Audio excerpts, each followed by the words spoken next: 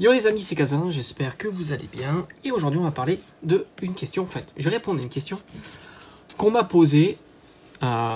Si j'avais plus de place, quels seraient les items que je garderais ou que je collectionnerais dans ma collection encellée Pokémon. Et j'ai envie de rajouter place et budget, parce qu'il ne faut pas sous-estimer le budget. Parce que quand tu te lances dans une collection de scellés, il y a plusieurs problématiques, mais les deux problématiques qui ressortent le plus, évidemment, c'est le budget, parce qu'il y a énormément d'items Pokémon qui sortent, les séries sont très resserrées, et la place, parce que ça aussi, tu vas pas pousser les murs de chez toi, hein, forcément. Et par conséquent, c'est deux grosses problématiques, et j'ai envie de rajouter donc le budget, parce que c'est un budget conséquent Pokémon, surtout si tu ne fais pas que du scellé, tu fais aussi de l'ouverture. C'est vraiment très conséquent. Alors j'ai envie de dire, évidemment, si je devais jouer avec ces deux paramètres supplémentaires, je ne dirais pas un budget illimité, mais un gros budget et une place importante, c'est-à-dire certains ont peut-être une pièce supplémentaire à louer à leur collection. Et c'est vrai qu'avec une pièce supplémentaire, si elle est bien organisée, tu peux mettre pas mal de choses.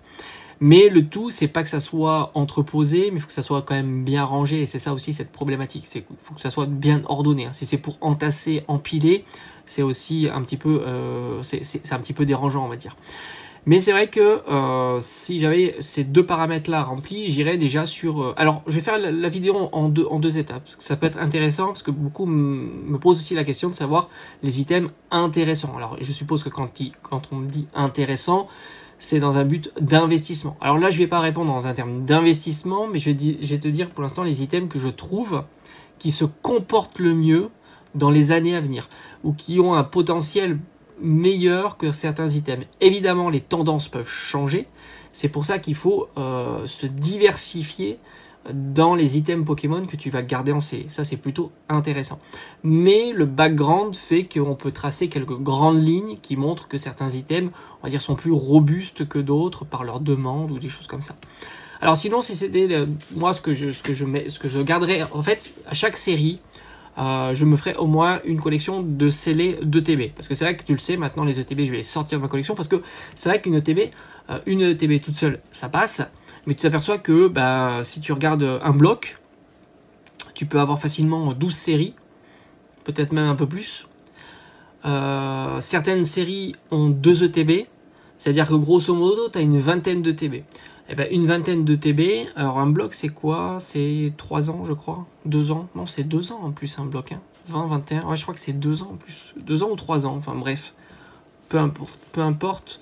Je vais regarder quand même rapidement entre Zénith Suprême et donc février 2020 et ouais c'est 3 ans on va dire. Ok, donc c'est 3 ans, donc déjà tu vas rajouter une vingtaine de TB.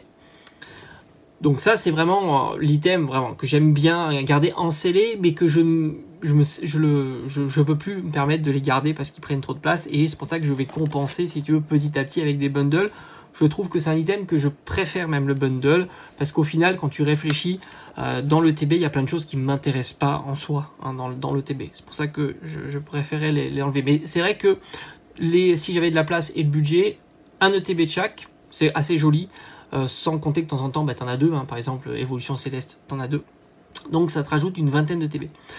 Tu rajoutes les coffrets aussi, comme je t'ai dit, j'ai fait une parenthèse sur les coffrets, mais il y a des coffrets que je réintroduirais bien. Je t'avais dit, maintenant je vais aller sur les coffrets ultra premium, type Evolution, ou alors coffrets comme ça. Mais alors ça, des coffrets comme ça, t'en vois très rarement. Des grands coffrets comme ça, avec des cartes alternatives texturées. Donc là, c'est de l'ultra premium. Hormis ces coffrets-là, on va dire, j'ai plus la place. Maintenant, si j'avais une place plus conséquente et un budget plus conséquent, je réintroduirais des coffrets comme ça. Type coffret quand même assez premium, pas super premium, mais bien, de qualité, 6 boosters, une carte promo exclusive. Voilà, ça c'est les coffrets que je réintroduirais bien. Même si la carte n'est pas toujours exclusive quand elle est tirée de bloc, mais qu'elle est premium, comme le Terra Cristallisé Léviator, ça c'est un coffret que je mettrais bien aussi dans ma collection de CD. Sans problème, il aurait sa place parce que je trouve déjà que le coffret est bien foutu, il est bien rendu, c'est très joli. En plus, les boosters se baladent pas parce que c'est très scellé. Donc on rajouterait les ETB qui reviendraient dans ma... Parce qu'on sait jamais, hein, peut-être qu'un jour j'aurai de la place, hein. Qui sait? C'est peut-être possible. On ne sait pas. Dans l'immédiat, ça ne l'est pas, mais peut-être que plus tard, ça le sera. Donc les coffrets comme ça, je les réintroduirai bien. Les bundles, évidemment, parce que tu t'imagines, hein, si tu fais les bundles, même si les bundles, ils sortent pas tout le temps. Les coffrets, quand ils sont plutôt de qualité supérieure, avec des cartes de qualité supérieure, un peu comme aussi les coffrets Lucario, Vestar, les coffrets que j'ai pas d'ailleurs dans ma collection, comme le Dialga et Palkia en full art, qui sont vraiment très très jolis, comme certains coffrets avec Deoxys, qui sont très très jolis, qu'on a connus par le passé, comme des coffrets Vestar. Donc tout ça, c'est des coffrets que je garderai. Maintenant, je les garderai plus, hein, ça c'est certain, mais si j'avais plus de place, évidemment, ils pourraient en réintroduire ma collection. Les Pokébox, ça j'ai plus envie, parce que comme je t'ai dit, j'aime pas spécialement la boîte métallique, en plus elles ont tendance à s'abîmer avec le temps. Maintenant, si j'avais une optique plutôt d'items qui avait un potentiel, on va dire de croissance, j'irais principalement, encore une fois comme je t'ai dit, sur les boosters scellés. Pour mon sens, si tu regardes un petit peu tout ce qui se passe, alors il y a quelques exceptions, et encore, je me demande s'il y a vraiment des exceptions. Ça pourrait arriver, mais en règle générale, les boosters individuels, scellés, hein, j'entends évidemment, se comportent mieux qu'une display de 36 boosters. En règle générale. Tu peux avoir des boosters scellés hors promotion à, on va dire, 6 €. C'est un petit peu plus cher qu'un booster individuel de display, ça c'est certain, puisqu'une display, tu dois pouvoir les avoir à 170, peut-être même un petit peu moins. Sans compter que maintenant, on est dans une période plutôt intéressante, puisque tu peux avoir des promotions, tu peux avoir des boosters scellés à 3, 4 €, 5 €. Ça c'est possible maintenant. Donc ce qui te donne un prix proche de la display. Mais la display, c'est possible que tu auras aussi en promotion à 140, ce qui est déjà le cas, mais peut-être un jour 120, 110, etc. Mais après, quand tu regardes l'évolution de ces items, quand ils sont plus disponibles, etc., le booster, tu prends une série comme XY Evolution, qu'on a pas mal de recul. Le recul étant bon, on s'aperçoit qu'un booster scellé, ça vaut peut-être un booster scellé, en plus il y a l'illustration qui rentre en compte, que tu n'as pas dans la display. Un booster scellé se vend bien mieux qu'un booster individuel dans une display. Une display, c'est à peu près, je crois que c'était à peu près 2000 à 2500 € sur XY Evolution, ce qui te fait un prix de booster dans les 50 à 60 €, grosso modo. Là, on est légèrement plus haut. Alors, on n'est pas beaucoup plus haut, entre 50 et 60, on est plutôt entre 60 et 70. On n'est pas beaucoup plus haut, mais ça te permet aussi de toucher un public plus large, forcément. Tu es moins stressé aussi quand tu vends un item à 2000 €, c'est que si tu vends un booster seul à 60 ou 70 €, puis au final, tu es même gagnant par rapport à ça. Donc, puis, ça c'est pour XY Evolution. Tu regardes les autres séries, tu prends du Duo de Choc, le booster individuel est très très cher.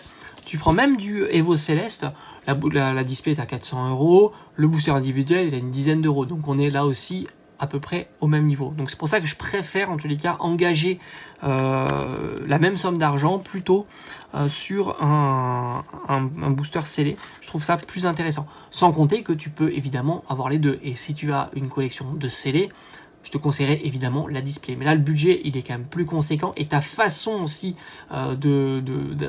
d'acheter tes items est différent. Un booster individuel, tu peux prendre ton temps, tu peux acheter un booster par-ci, un booster par-là, tu peux étaler tes achats sur plusieurs mois, ce qui est plutôt confortable pour gérer ton budget. Alors qu'une display, bah, tu es obligé de sortir plus d'argent d'un coup et c'est quand même un petit peu plus conséquent. Sans compter que le booster individuel, alors oui, ça prend plus de place, tu en as 36, mais je trouve que ça se range un petit peu mieux et c'est moins fragile comparativement au plastique scellé qui a tendance plus à mal vieillir, la display a plus s'affaisser. Enfin, il faut acheter des box, crystal box et des choses comme ça pour pouvoir bien protéger en tous les cas tes displays. Mais c'est vrai que c'est un item qui est très très robuste. L'ETB est pas mal, mais attention, on n'est plus dans des ETB anciennes. Il faut vraiment penser que les ETB maintenant, elles sont très très bien stockées.